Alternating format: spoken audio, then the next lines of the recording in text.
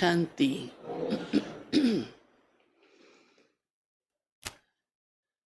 आज के समय में सारी दुनिया में दुख छाया हुआ है। किसी को कोई दुख, किसी को कोई दुख, किसी का कैसा दुख, किसी का अलग अलग। पर उस सब का कारण बाबा कहते हैं सभी पर राहु की दशा है।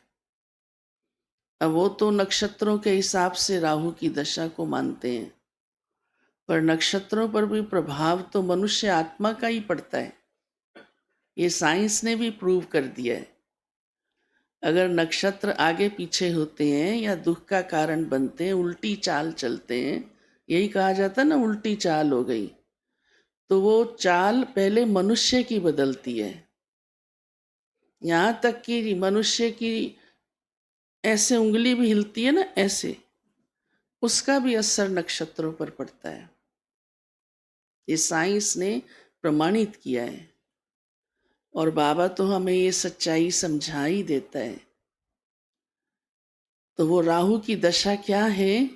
मायावी दशा, माया का प्रभाव, विकारों का प्रभाव, ये है उल्टी चाल। क्योंकि भगवान ने तो श्रीमत दी है, श्रेष्ठ मत दी है, श्रेष्ठ जीवन बनाने की मत दी है, उल्टा चलने की नहीं। इसलिए बाबा ने कहा है कि मैं जब आता हूं तो सबकी राहु की दशा हटाता हूं और बृहस्पति की दशा बिठाता हूं।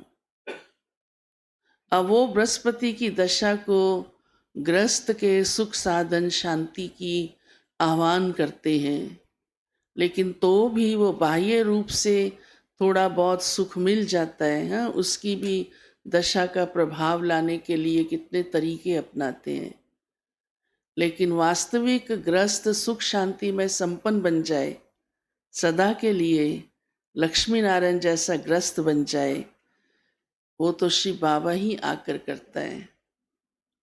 बाबा ने कहा है मैं आता हूं तो सब पर बृहस्पति की दशा बैठती है, क्योंकि मैं श्रेष्ठ मत देता हूं।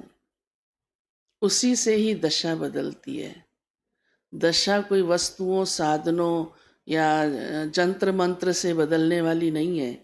कितना भी कर लो कोई, कितना भी, हाँ थोड़े समय के लिए हो सकता है उसका जलवा, लेकिन लौट के फिर उसी के पास आता है। ऐसी कितनी घटनाएं हैं। तो बाबा कहते हैं मैं आकर के वास्तविक रूप में जीवन को श्रेष्ठ बनाता हूँ, विकारों से मुक्त करता हूँ, आत्मा को पवित्र बनाता हूँ।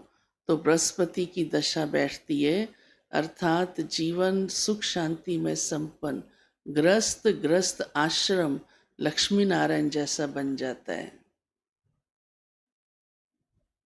तो हमारे पर बृहस्पति की दशा रहे और हम सुख की दुनिया में चले।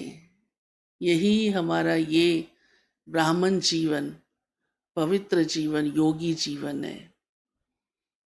दूसरा बाबा ने काम दिया है कि मैं सर्वव्यापी नहीं हूं, ये सबको समझाओ। सर्वव्यापी समझने के कारण बुद्धि भटक गई है, क्योंकि कोई भी चीज सब जगह है तो आप मन को कहाँ पर लगाएंगे। कोई भी बात का एड्रेस भी ये नहीं होता कि जहाँ भी जाओ वो है।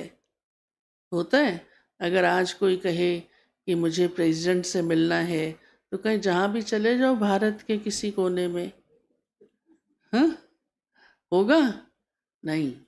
अब भगवान से मिलन करना है, मन लगाना है जहाँ मर्जी, नहीं। तो बाबा कहते मैं तो परम धाम का वासी हूँ। तो उसके लिए आज बाबा ने कहा क्या समझाओ कि मैं तुम्हारा पिता भी हूँ, शिक्षक भी हूँ, सतगुरु भी हूँ। एक ही वो है और वो ये तीनों पार्ट बजाता है। ऐसे भी नहीं है कि कोई गुरु के रूप से ढूंढता भटकता रहे, कोई पिता के रूप से ढूंढता भटकता रहे, हाँ तो वो अलग जगह हो जाएगी। नहीं, एक ही वो है और उसी से हमारा नाता है। वही हमारा पिता भी है, शिक्षक भी है, सतगुरु भी है। सर्वव्यापी कैसे हो सकता है? साथ साथ बाबा हम बच्चों को बार बार एक बात रोज पक्की कराते हैं, आजकल तो खास करा रहे हैं कि बच्चे अपने को अशरीरी अवस्था में लाओ। अंत में यही अवस्था से हम सद्गति को पाएंगे। अशरीरी, बार बार ये स्थिति बनाना, मैं इस शरीर से न्यारी आत्माओं, देह का भान मिटता जाए तभी विकारों पर भी जीत पाते जाएंगे, कर्मेंद्रियां भी नियंत्रण में रहेंगी, देह का भान टूटता जाए। देह का भान ही तो सारी गड़बड़ करता है ना।